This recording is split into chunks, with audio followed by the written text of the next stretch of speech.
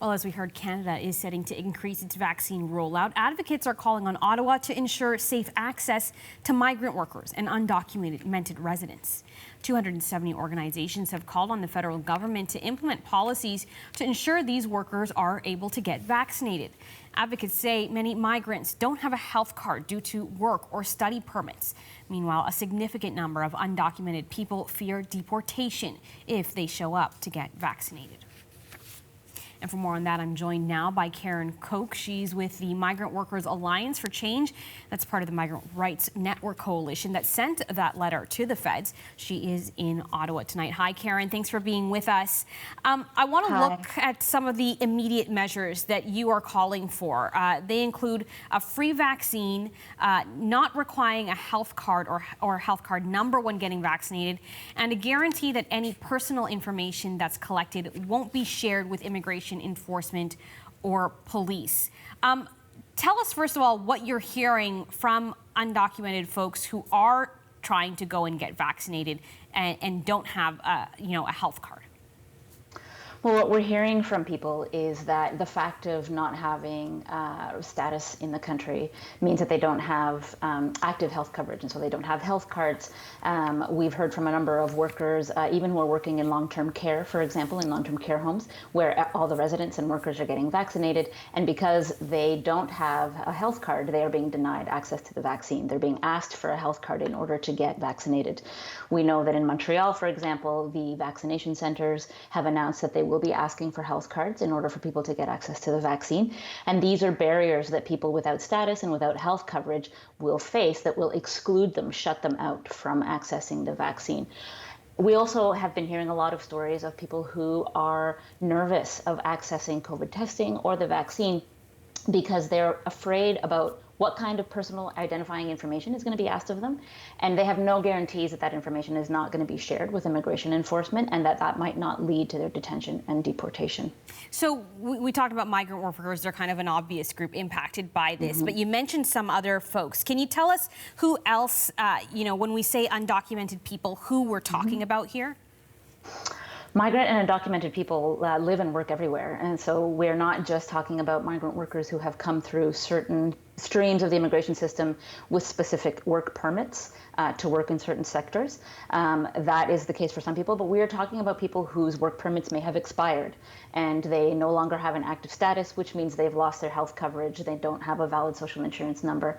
We're talking about failed refugee claimants whose asylum claims were denied and chose to stay in the country out of fear for their lives. Anyone who has come to the country on a temporary permit and that permit has expired, not been renewed, people who have been waiting for those renewals and because of government delays as a result of COVID-19 and their permits have expired, these are all of the people who are left without equal access to service and without equal access to rights because of their immigration status. Right. I mean, you're mentioning folks who are going through the process, who are going through the steps to get their documentation, but has the pandemic impacted immigration processes?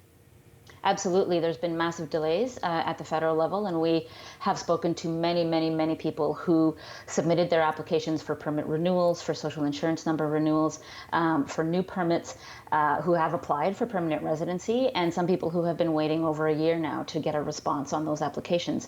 And that leaves people in limbo, and it means that without active work permits, some workers lose access to their health coverage. It means that people are living in limbo without access to the basic essential things that they need, especially in the context of a global pandemic.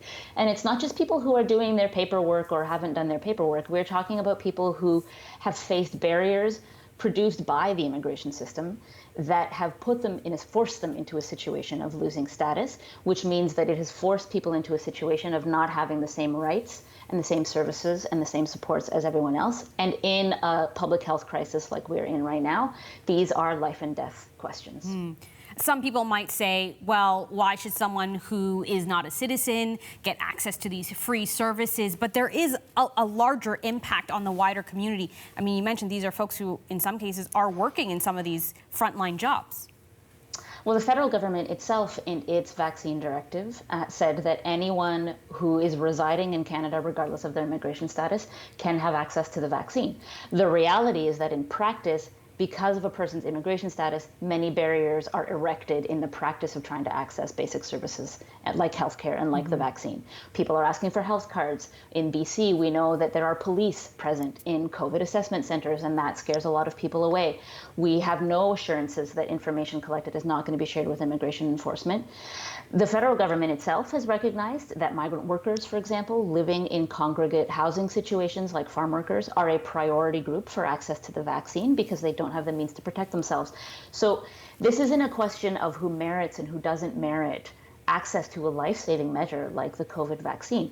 The reality is that migrant and undocumented people are in our workplaces, they're in our communities, they're our neighbors, they're our family, they're our friends. And we cannot achieve the target of herd immunity if we are not ensuring that everyone has equal access to this life-saving measure, and that requires addressing the question of immigration status and ensuring that everyone has permanent immigration status immediately so that we aren't producing this inequality when it comes to a health crisis like we're in right now.